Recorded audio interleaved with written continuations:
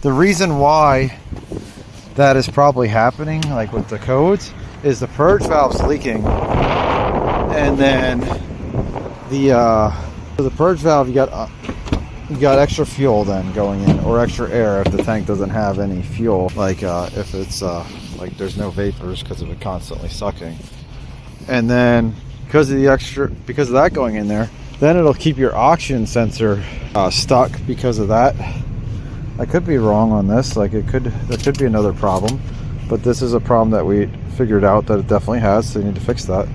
And then that'll cause your voltage to stay more steady instead of switching or cycling, however they want to see it.